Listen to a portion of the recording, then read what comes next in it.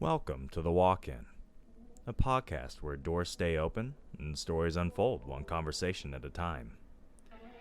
Hosted by Christopher Michael Sean, author, poet, actor, and lifelong student of People and Purpose. Here, you're more than just a listener. You're part of the room, part of the story. In every episode, someone sits down, breathes deep, and shares what drives them, what keeps them moving, and what keeps them dreaming.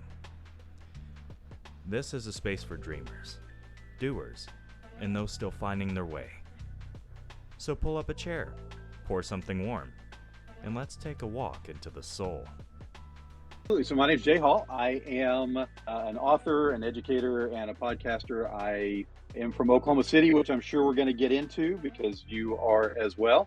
And been podcasting for about 4.5 years. My show's called the Okie Bookcast, and it is a forum where I get to talk to authors and storytellers connected to the state of Oklahoma, which I'm surprised at how many more of those there were than I thought there might be when I first started. And then we also do a monthly book chat show. My daughter, also an author, comes on with me, and we bring on guests and talk about stuff that we're reading and why we love it and why other people might love it too. And it really is just a platform and a community to amplify on in the literary world of Oklahoma, which some people feel like is an oxymoron. But I'm telling you, there's a lot of great stuff that's happening around here. We have National Book Award winners. We have million booksellers. We have names that many people would know that don't realize they are from around here. And so it's been a really, really fun journey of getting to know incredible people. We've done about 140 episodes at this point, and I've given me the chance to read some fantastic books that I never would have found otherwise. And hopefully it's given lots of other folks a chance to find books that they wouldn't have found otherwise either. So yeah, 4.5 years in, we are going strong and just excited to keep rolling. No, that's great. That's awesome. And I love that you're saying, like, because I do understand the presumption that, like, oh, if you're an author in Oklahoma, like, oh, okay, like, are you really, like, Right. and it's it's interesting because of my mentality on success, and I was talking about this with Edward Bowers, which I mentioned to you before. He's a indie author. He's, starting up his own community. He's thought about opening up his own podcast, and really talking to a lot of authors out there. And the thing about Oklahoma authors and really any authors out there is it's not your geography.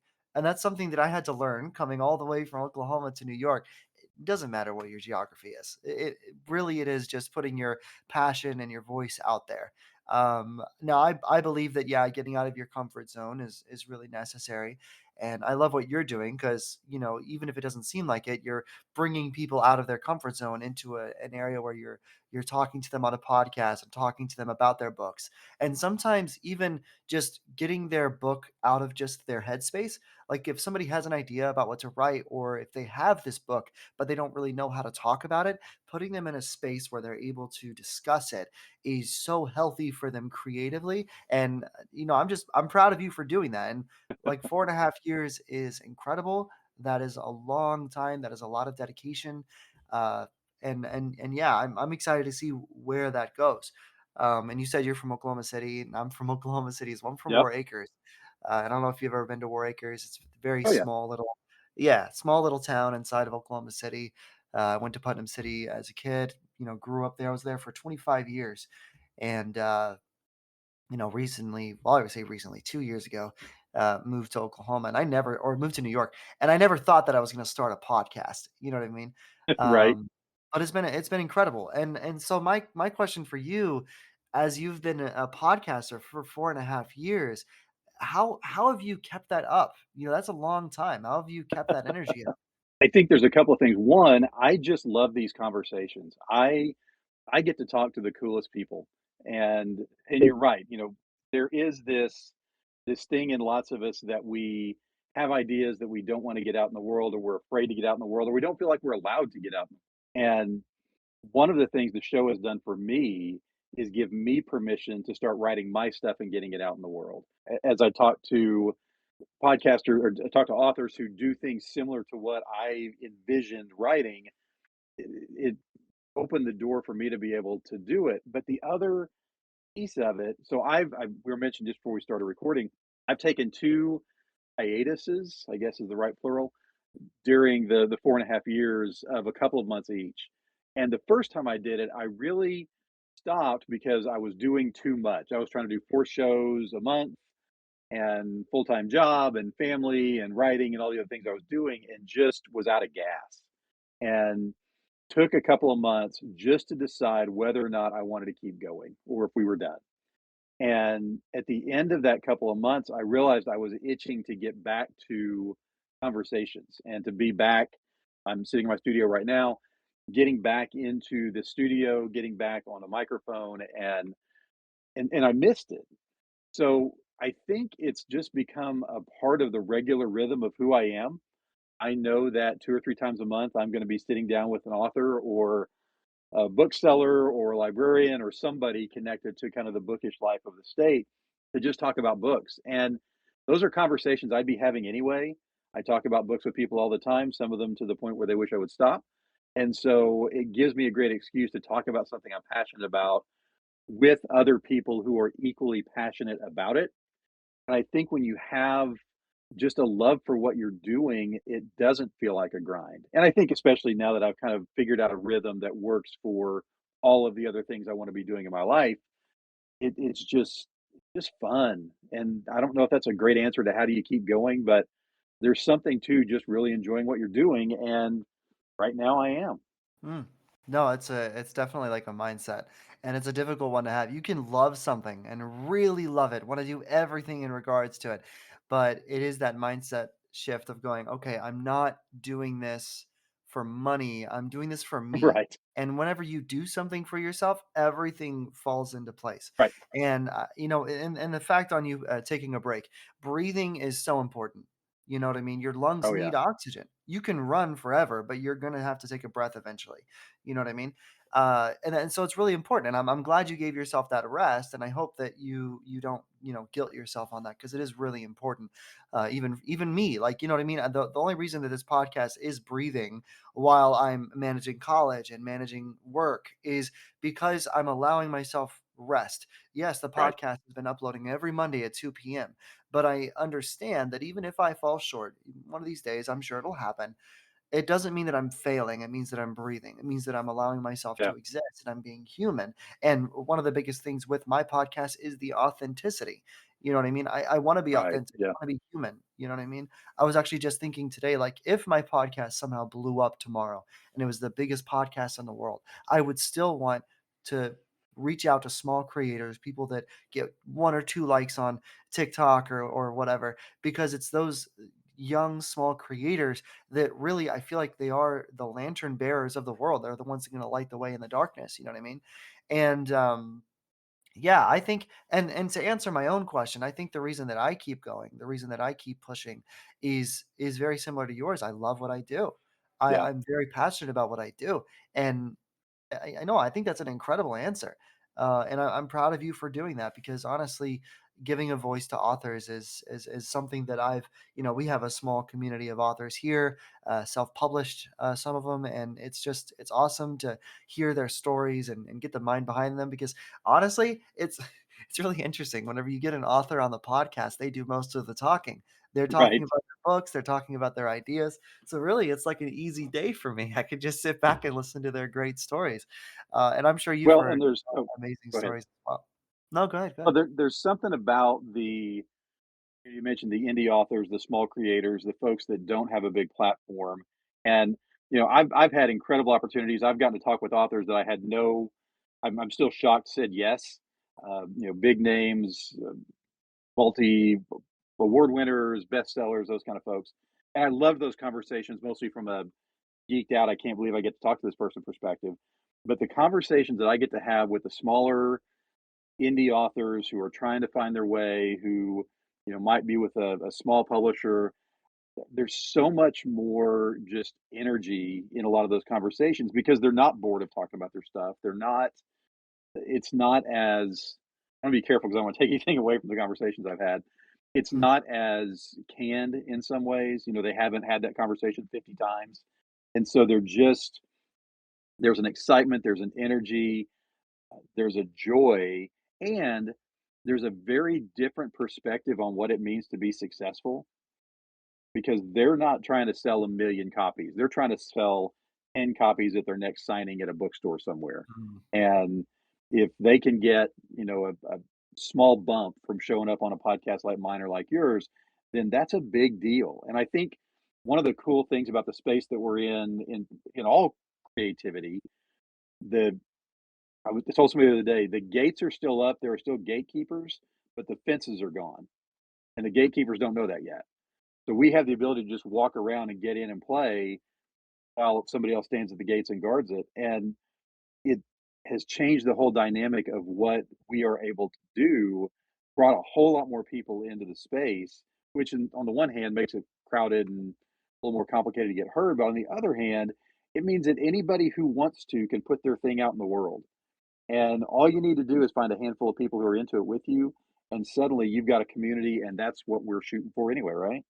Yeah, no, exactly. And I remember on your point as well of like there was this author, one of the first people that was ever on my podcast. He was one of the customers at my I worked at a gas station at the time, and his name was Larimore. He's a self-published author. Some really great books. And I love his books. They're a little provocative in my opinion, but I told him that. He was like, "Yeah," I was like, "They're really good though." Um, he said something that really stuck to me, and I think I mention him like every episode now. He said that you don't have to paint every single day to be an artist, and I think that's so true. I think like with you and with authors in general, with everyone, we kind of feel like if we don't fit this like status quo that's Yeah. been created by media, that we're not exactly who we want to be. And I think that ties into how small creators define success. Because Yeah. whenever you're a small creator, whenever you have a small platform, small audience, but you're building towards something, like you said, it's not about selling a million copies. It's about like getting up to your next signing, or sorry, excuse that. Getting up to your Good. next signing, or can I go on a podcast and get a better outreach? You know what I mean? Like, and think about this as well. Like, it's incredible to me that I reached out on Facebook just randomly, and like I don't that's a platform I never use, but I was in this podcast group and I meet someone from Oklahoma, from where I Yeah. am, Yeah. that's also running a podcast. So we're in a very interesting world in terms of small creators where we have this ability to create these communities that can then communicate with each other. You know what I mean? Like Edward was telling Oh, me, yeah. like in his episode, which I want to say is the episode before yours, is just how incredible it is that we get to create like indie authors, a community with them. And then with my podcast, it's much broader. It's not as finite. I guess not as like, okay, hey, we're just with authors. And I'm not saying that's just your podcast, but I know like his group, he wants his community to just be authors, which is incredible.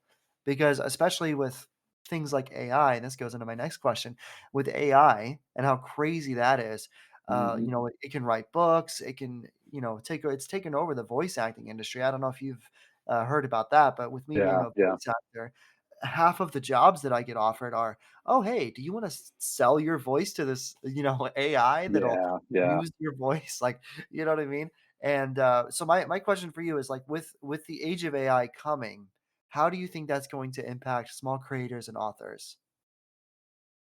I think we're already seeing it. The age of AI is here. I work at a college, and trust me, we there's not a day that goes by that we're not having conversations about AI in academia and in student work, and that's a whole other set of conversations. Oh, But man. in the creative space, boy, you see a war raging. There are folks who are pro AI. If it's going to get my stuff out there, then I'm going to use it in every way imaginable. Amazon right now is trying to figure out how to identify books that are AI generated because you have authors, quote unquote authors, who are dozens of books a week because they're going for that volume thing, right? If you can sell 100 copies of 12 books at 99 cents each, then that's a pretty good week. On the other side, and in the middle of that, you have some who I use these large language models to help generate ideas, to brainstorm, to fact check, to check my grammar, all that kind of stuff to help with marketing, which is that's where I use it because I have a degree in music, I have a degree in theology, I have a degree in sociology. I am not a marketer. So trying to figure out how to get the word out to the world is something that I'm going to entrust to something that's better at it than I am. But then at the far end of that, you have folks who no AI, never anything. And I get all of those perspectives. Well, I get two of those perspectives. I'm not sure I get the all in on AI perspective. But what it's doing, I mentioned earlier, the as the fences have come down, it's opened the ability for anybody to get into the space, but that makes it harder to get identified, get found. When you're now competing with thousands, maybe millions of AI generated, in my case, books, in your case, voices, and we're seeing it in the art space, we're seeing it in the comics space, we're seeing it in the music space, where all of this stuff is being generated that's just out there. It's so loud, it's so noisy, and what authors have is the human element in their books, but that's really hard to communicate when people are buying books based on covers and back cover blurbs. To identify it as human or not is sometimes really hard to do, which is where I think opportunities like this, like my show, where authors can come on and be human and tell their stories, not just their fiction or their novel story, but the story of who they are. It helps people connect with that humanity that then hopefully drives readers, listeners, followers, whatever, in their direction away from some of the AI generated stuff. So, man, if I had an answer for what's coming, I'd be a far wealthier man than I am. Hmm. But we can't deny it. I think putting your head in the sand and saying, "Well, this is just not a thing that's going to be," that ship has sailed.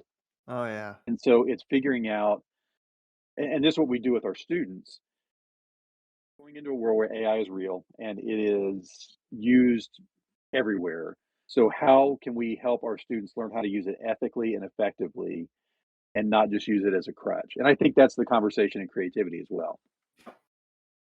Oh yeah, absolutely. And I quoted my own professor, Dr. Steller. He's my psychology professor. And basically, he said that AI can be a tool, but don't let it drive the motorcycle. It's like in the sidecar. You Yeah. can use it as a tool, but don't let it drive. And I think that's really powerful. I had a whole September special where me and my two best friends we were talking about AI, and if I could tell you what's going to happen with it, but all I know is Right. we were rambling for like 3 hours about just how crazy it is. Yeah. Um, I think that people are always going to be hungry for, once again, going back to authenticity. People are going to be hungry for that human element, for that Yeah. realness. And, maybe it'll inspire people to slow down and actually look into things before they indulge themselves. And being on a podcast and hearing authors speak about their books and then going out and buying those books or going to libraries and going to signings and actually like getting to meet the author behind the words, and it's going to give us a lot of opportunity for more connection. I Yeah. think AI is very powerful. I think it's useful, but just like anything, like even water, even oxygen, too much of it, too much of a good thing can be a bad thing.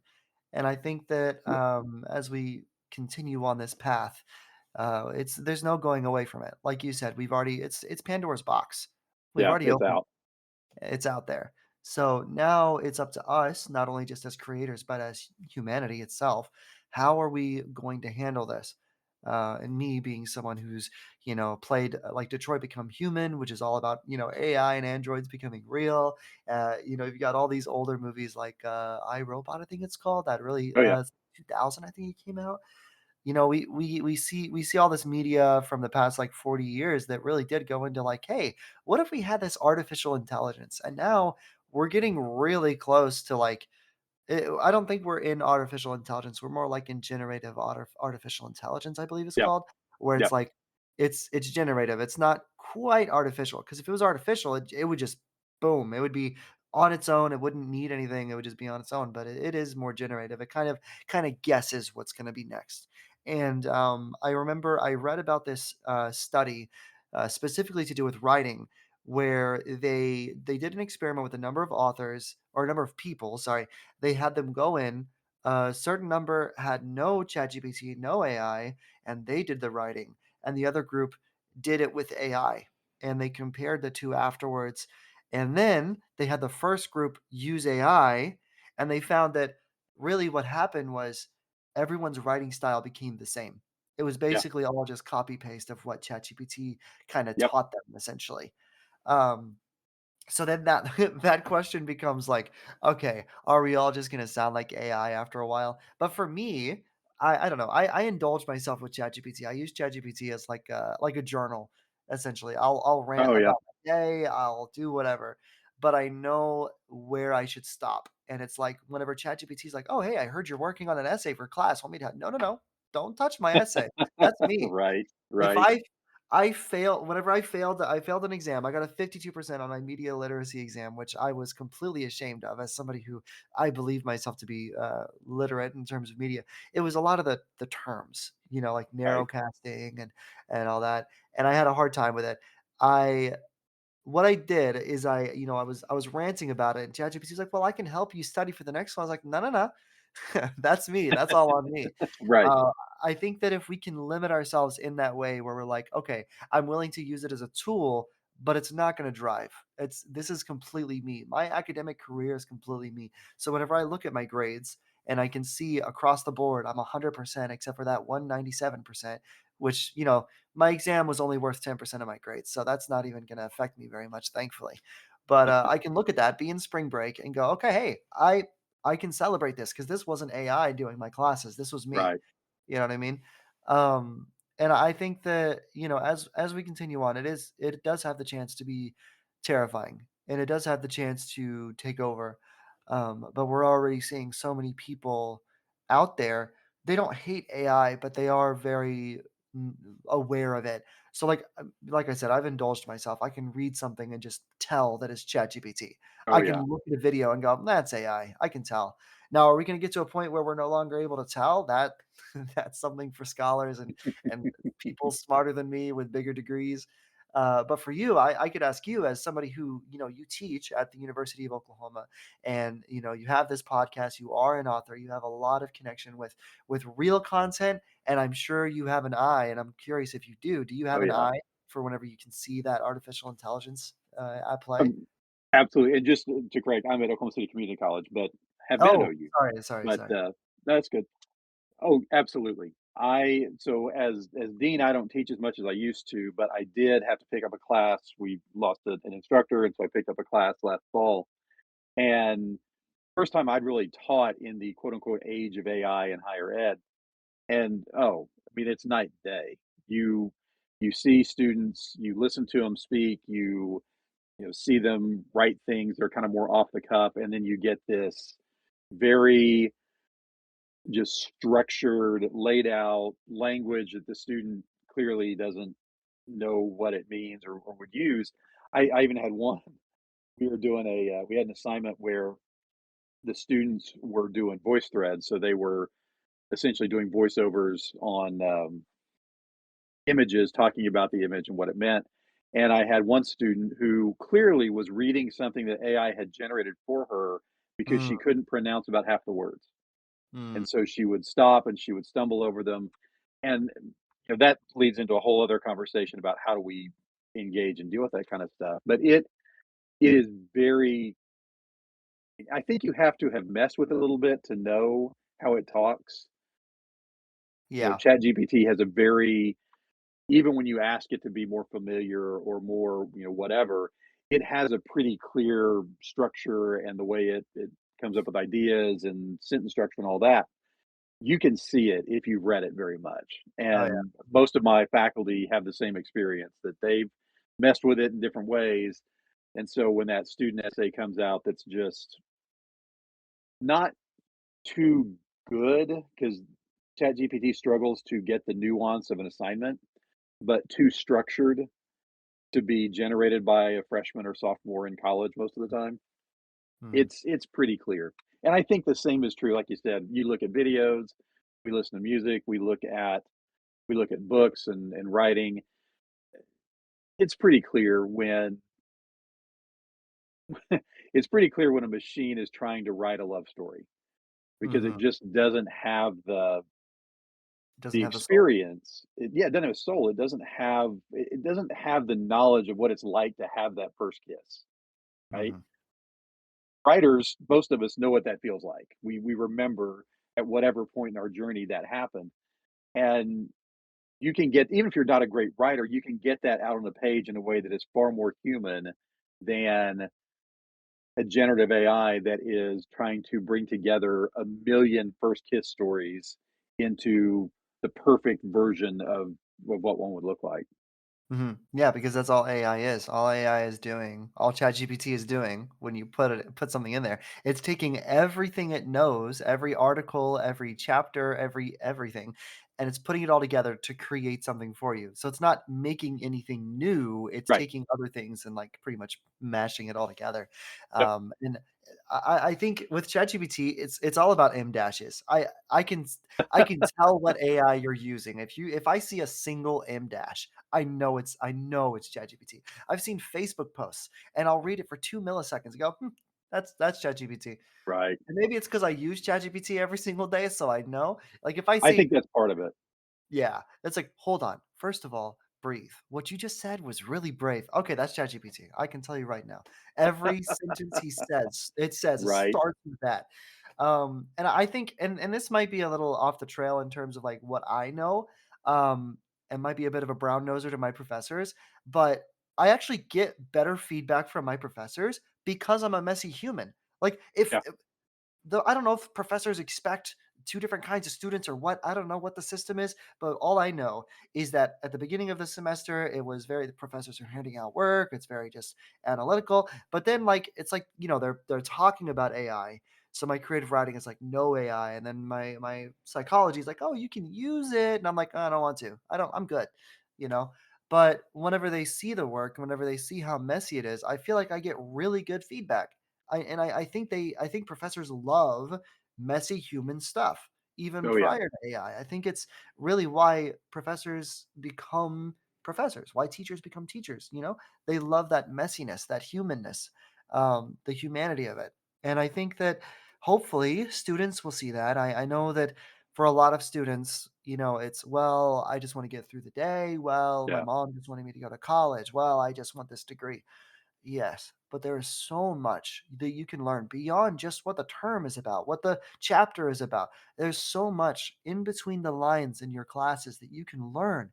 Don't feed it to AI. AI is just going to throw some bullshit at you. But if you sit with your professor, you're going to learn so much. And especially professors that are older than us, they have years of experience in the world, and there's so much opportunity to learn there. Whenever my Dr. Stellar, he has connections to the students of some of the most famous psychologists in the world, and I think Skinner was one of them. He said like Oh yeah. his teacher was the student of Skinner, and he was really into like learning all this stuff, and it's incredible. It's incredible, like the connections you can make to not only just history but the stories, and me being kind of like a novice. Author myself, I love stories. I love sitting down and listening to stories. Yeah. And I want to tie back into your podcast for a moment. I Yeah. don't know if anybody uses AI on your podcast, but I'm sure you've heard a lot of great stories. And I would love to hear about that. I'd love to hear like your how your experience has been in terms of hearing people's stories. To me, that's the best part. And one of the things that we look for when we're identifying authors that we want to bring on the show is, do they have a story beyond their book? Because the reality is, any of us as authors can talk about our books for, well, we can talk about it forever, but we can talk about them interestingly for about 10 minutes. And then Mhm, we're going to run out of gas, or we're going to start going off into the minutia of things that people just really don't care that much about. So we really are looking for people who have stories beyond just the thing that they've written. And man, that's the most fun part of the conversation. I love listening to creative people talk about their work because they're passionate about it. mhm, But when you take that next step and say, what is it about your journey that led you to write this book? And mhm, then you get into a whole other thing. So I had an author, Oscar Hokia, whose debut novel was called Calling for a Blanket Dance, won the Penn Faulkner Award. I mean, incredible book. And he is half native and half Mexican. And so is the main character of his novel. And so we talked about the book for a little bit and then just kind of shifted. And he really led the shift when he was talking about his parents.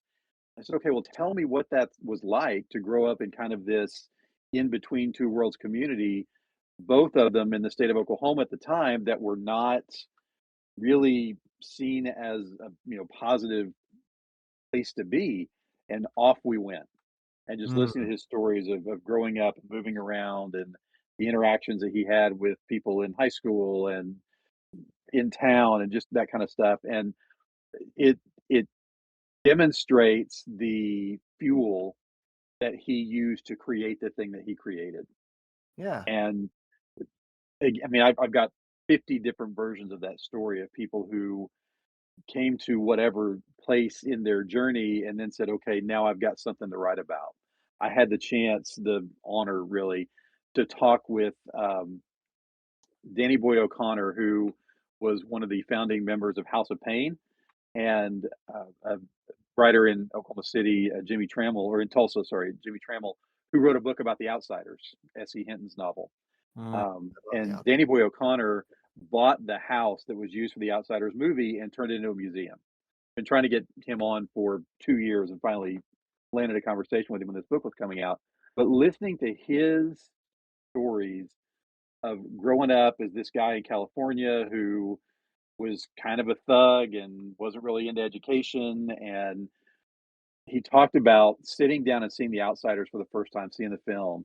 And it revolutionized who he was because he saw people like him in the greasers that also had family and had community and some of them had ambition beyond just working at the garage and that was him. And so listening to him tell that story and how impactful it was, this experience that he had in the early 80s, that now in 2023 he went out and bought the house from that movie so that he could turn it into something fantastic, not just for himself, but for the community. So it's that kind of stuff. And again, you talk about how do we keep this thing going? It's those stories, and it's getting to hear and interact with these passionate people who have had, in some cases, wild lives that have led them to the creations that they're making. It Oh just yeah. it's energizing every time. Yeah, no, exactly. And same thing here. Same thing here. I think what started as just an idea, like my friend was like, "Oh, hey, we should start a like you should start a podcast. You've got a good voice for it." And I was like, "Oh, okay, I don't know." And I started one. And I was like, "Okay, well, we'll set one up. We'll see what happens." And then it turned into this tidal wave. And I have similar stories of we had this guy who came on. His name was Riley, and he fell in love with some girl. They broke apart. He moved all the way to Ireland. He developed a hot sauce brand alongside some other business ideas. Got with another girl in Ireland, moved back to America here in New York, and just kept going. And he went back to college and he started studying. You've got stories like that. You've got Yeah, stories of people with MS who struggle with that, but also still write, and then others who have MS who still go and do voice acting. And some of them are my personal friends, others are complete strangers that come on here and they're like, yeah, these extravagant struggles really created who I am. And I think that I yes. had a real appreciation for my own story only after enough people came on and told me theirs. Because Yeah, for me, I'm like, okay, yeah, after a divorce, I moved, 2,000 miles away from home with just a bag of clothes and $1,000. I slept in my car for 3 months. I lived in my apartment, and then I moved into an apartment finally and had nothing. And then I, started going to open mic nights. I started working out. I, lost 100 pounds, and I got a promotion at my new job up here, and all this stuff. And for me, it's just a story. It's just what happened to me, but for other people, they hear that and they're encouraged by it. And yeah, I'm just thinking, well, that's just who I am. I went back to Oklahoma, went out to Lake Latonka, finalized the divorce, tossed my ring into the lake. That's one of the pictures up here on my wall. I think you might have seen it in the picture I sent yeah, you on yeah. Facebook. But yeah, it's an incredible story, and I know how impactful those stories can be. Um, Even if I sometimes forget how impactful my story is. And so for you, you've been doing this for a while, and I'm assuming you're older than 27. So I'm Quite a assuming bit. Yeah. you probably have a few crazy stories that have fueled who you are. But I'm curious, like, is there one story, is there one thing in your life that you would like to share that really has, been the setting stone, the picture on the wall as to why you do what you do today? Oh, wow. So I am just over twice your age. So there have been a lot of stories in 55 years. Um, I will tell you one that on the path that led to where I'm sitting right now, I think. I have 4 kids. My youngest daughter is adopted. She is Chinese. And so in 2005, my wife and I went to China to adopt her. And I had been in professional ministry, had was still there, kind of was part of a church plant in Norman and doing some different things. And out of that had really started reading and thinking about inequality and poverty and vulnerable populations and lots of that kind of stuff. Mhm. And I had said, so I graduated from seminary in 1996 and said I would never go back to school under any circumstances. I was cooked. So 2005 in August, we are in China. We are in Beijing. Do not have the girls yet. We travel with a group of 10 that we're all adopting Chinese daughters. And we had gone to dinner. We were on the bus. We were coming back and pulled up to a stoplight. Excuse me there. Pulled up to a stoplight. And to my right was this shopping area. Like you could see fur coats in the windows and it was dusk. So the sun was going down. So all the lights were up. Really nice cars along the street going around. To my left was a building that looked like it had been bombed out. They'd started it. It had not been completed for whatever set of reasons. And, these long stoplights, so there's lots of traffic. We're sitting there and kind of talking, and I'm looking on the one side and look on the other. And as I looked back at the building that looked like it was falling down, I saw a flickering light,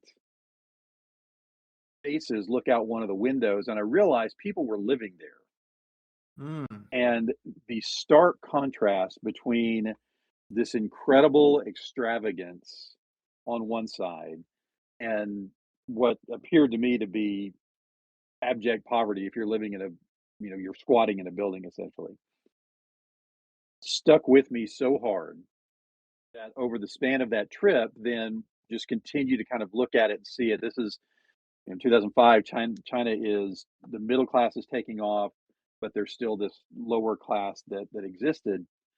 And just watching that in different ways as we were there for 3 weeks. Came back, and within a couple of months, even with a brand new 1-year-old, told my wife, I think it's time for me to go back to school.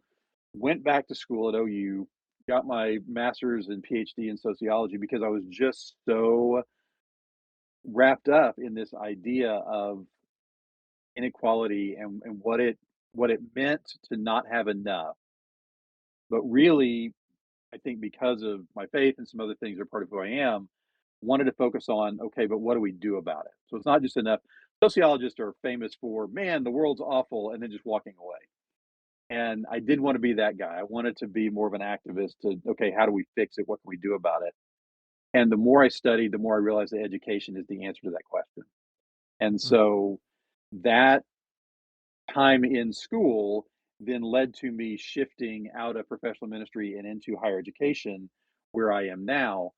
And with a focus in my education on second chance students, vulnerable populations, first generation students, English language learners, students who would not be the typical perfect, 4.0 student who's going to walk into school anywhere and be successful, but helping those students find their path and find a way to get the education they need to change the trajectory of their lives and their families and their communities, which is what led me to Oklahoma City Community College, which is what led me to write my second book.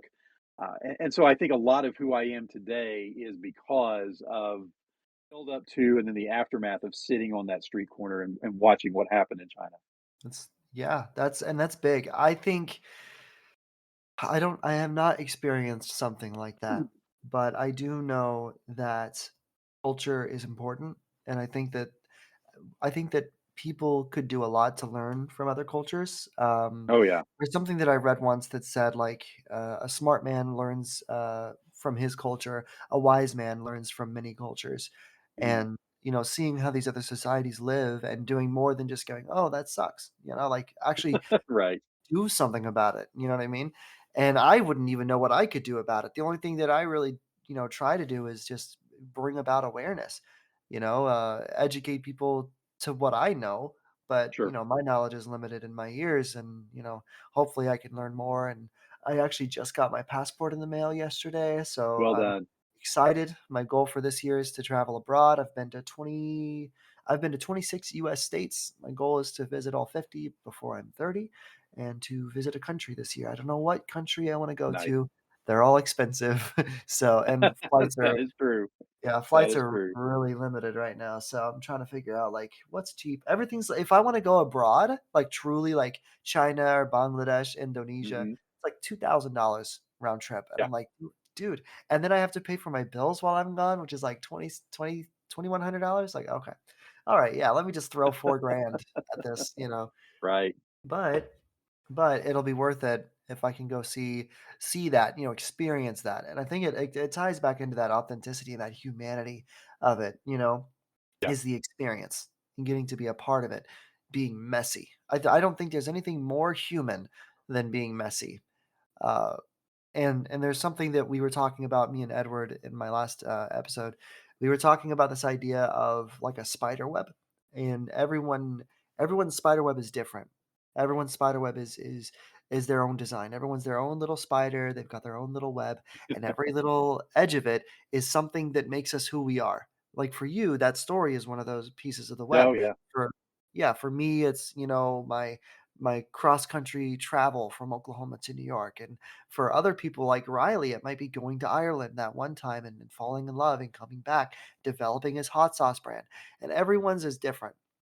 And I see it as like part of the journey, part of the mountain that you're climbing. We all have a goal, we all have a dream, but Yeah. for everyone, it's different on how they pursue that. And the way that they pursue it is what has molded them. What Who are they? That spider web. Who are they? What has made them who they are? And so I think, with being an author, being a voice actor, and everything else, it's the experiences that make you who you are and make your path true. Because you can go online, you can get a coach who will tell you this is what you need to do to be a voice actor. This is what you need to do to be an author, to be a Mhm. podcaster, to be the president of the United States. But the truth is, the greatest people out there, in my opinion, have done the most profound in the simplest of ways, just simply doing it their own way, creating their own path. And I don't know, I think that's true. I'm curious what Well, your opinion is on that. I think the challenge in that, because I agree with you. I think we are the product of our experiences. We can't avoid that, right? You're in a psychology class. I'm certain that's come up more than once.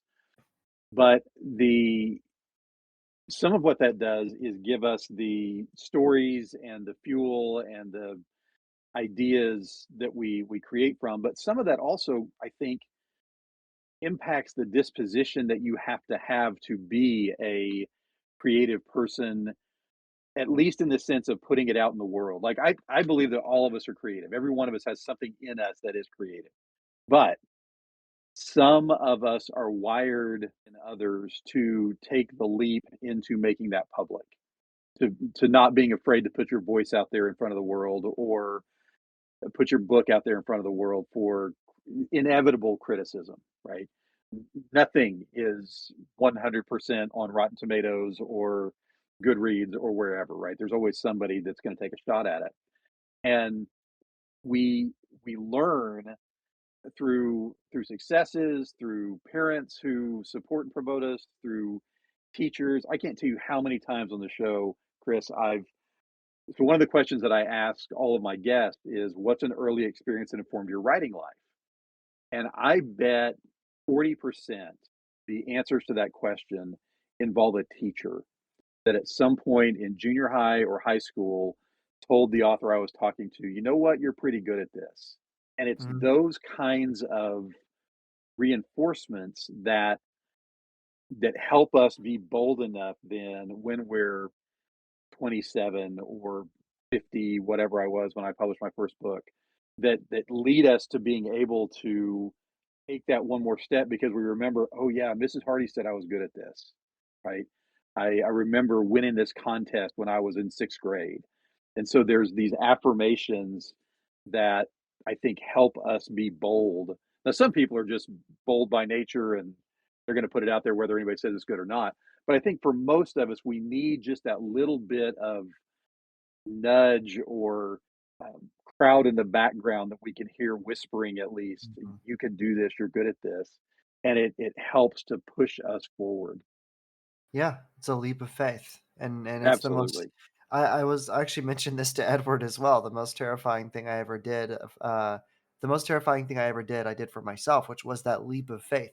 And I agree. Getting out of your comfort zone, that leap of faith, is the one thing, and we talk about it in psychology as well, where your brain will literally keep you in that position, will keep you Oh where yeah. you are. You have to actually fight against your psychology to do that leap of faith, to Oh do yeah. get out of your comfort zone, to save yourself, because your brain is going to say, well, we're comfortable here, why do we want to go to New York? Yeah, we had this terrible divorce, we were in love with her, but she broke our heart, whatever, she left us for Five Guys, not the restaurant. And it's awful, it's terrible, it's saddening. Why do we want to go to New York? Why New York? you know and then there's the you have to fight against that psychology. I didn't have to come to New York, I could have stayed in Oklahoma. But the question then goes, would I have started this podcast? Would have I Right. kept acting and started, lost all that weight and started going to open mic nights? Those questions start to circulate. I think that it is getting out of your comfort zone that maybe you can learn things and bring it back to the spider web and make the spider web a little bit more intricate. You know what I mean? And it really does. It adds into it. Um, Well, and and once if I again, can jump back in, I yeah, go think ahead. there's this quote's been attributed to 1,000 people, but this idea of 20 seconds of insane courage, if you can just take that first step, those accrue. And so I think about the step of starting a podcast 4.5 years ago. I spent the first 6 weeks trying to talk myself out of it before I finally told anybody I was going to do it because it just seemed like this thing that was a little bit scary because I had zero experience and who am I to be talking to these people and all that kind of stuff. Yeah. That success leads then to, well, okay, I did that and I didn't die or crash and burn or, Mm, have people making fun of me. So maybe I can do this other thing. And so that leads to some speaking opportunities that I've had. And then that led to, okay, well, let's try a book then. These other people can write, maybe I can do it. And mm, that success, even though every new thing that comes out is still with fear and trembling a little bit, it feels like it's less fear and less trembling the more times you see, okay, I can do these things, I can take these risks, and I'm not losing anything other than the time, the energy, and maybe a little bit of money that I put into it, but none of it's fatal. None of it is the end of my career or my reputation or whatever. And those little wins, going to New York, right, losing weight, whatever, begin to give us, I think, boldness to then take the next one. yeah. Self-made confidence. And that's Right. exactly it. I cannot tell you how many times, like, whenever I got to New York, I was looking in my mirror and I said, if I made it to New York, which I did, if I can make it here, I can do anything. And that was exactly what I kept thinking to myself. I can do this, I can do anything. Like, Yeah. what's stopping me? And every time I questioned, can I really step on stage and say some stupid jokes? Are people going to laugh at that? Am I really going to try to publish this book? Am I really going to start this podcast? Am I going to go to the city every, couple of months and go on stage and perform? Like, well, if I can come to New York with nothing, then I Right. can do this. You know what I mean? Yeah. And it really is. And there's two mantras of mine that come to mind. One of them is failure is a necessary milestone on the pathway to success. I would be a Mm, lucky man if in my lifetime I can collect a surplus of failures, a surplus of first steps that didn't make yeah. it. Because you don't ride a bike from trying the first time and giving up unless you're my ex-girlfriend. You get on the bike again and you ride it again and you try again and again and again and again and again. And I'm telling you right now, that is exactly that's my life mantra right there. Is just get on it again. Get on the bike Yeah. again. You Yeah. know what I mean? And the second mantra is, if you use every stone life throws at you to build a staircase up the mountain towards your definition of success, because I believe that everyone has their own definition of success. Now, is that scary? A little bit, because I actually do very much so agree with what you've said. It actually will affect me as well. What you said about, yes, it's good to have that self-made spider web, but it's also good to go, okay, but let's get out of that. Let's see what else we can do, Yeah. what else we can see, you know? I really like that. But yeah, every stone life throws at you, build that staircase. That way, when someone looks at you and goes, "Oh, I mean, yeah, but so what? He's been doing this for 4.5 years. I mean, what's the show for?" All you have to do is look back and see every episode you've published, Yeah. every story you've spoken, every author that you've met, everything, and go, "Hey, my staircase, it's built, and it Yeah. shows the work that I've done. I don't even have to speak on it. My work speaks for itself." I think that's a huge part of it is that idea of what does success look like for you, and understanding that that doesn't necessarily have to be what success looks like for everybody else. I have lots of friends in the podcasting space, and we talk about what, you know, I've got guys who are fired up if they get 20 listens a week. If a new episode comes out, by the end of the week, 20 people have listened to it. And I know other folks who get bummed out if it's less than 1,000 in the first week. But for that 20 listen person, and if he can get to 25, that's the biggest week he's ever had. And Yeah, for him, that's a win. It's not generating thousands of dollars or, making a big splash in the world. It's just taking that next thing that shows that progress is happening, and that's enough. And I think that's in the indie author community and all these other places, it's thinking about what's real but continuing to dream about what might be possible. And that's one of the things I want to encourage any creative. Don't limit yourself, right, to what you think is reasonable in terms of success, but also be aware of what's reasonable, right? If you're putting out your first book, don't anticipate the top of the New York Times bestseller list if you're doing it independently. But yeah. that's not to say you can't get there, right? Andy Weir did it, so it's possible. Mhm. It's just not gonna be everybody's path, and so having both that bigger dream that gives you something to shoot for, but recognizing this little smaller dream would be cool too. Oh yeah, absolutely, absolutely. I completely agree with that. I think, and it's just like one of my favorite guys. His name is Mark Fitzgerald. He goes by Markiplier online. He just had his first movie come out, and it was number one in America when it came out. Nice. No Hollywood backing, no big money. Well, I mean his own big money, but yeah, Right. eh, you can be self-made, but it is. I see my podcast every time I look at the analytics. I think of it as like a heartbeat. There's peaks, summits, and valleys to every mountain you climb, and it's helping others along their climbs that will propel you forward. You're gonna have peaks, you're gonna have summits and valleys, you're gonna have highs, lows, and middles, and you have to honor every bit of it. Even if you dip super low, even if you peak really high, look at every single moment and go, okay, what can I learn from this? What can I see from this? Where can I go from this? You know?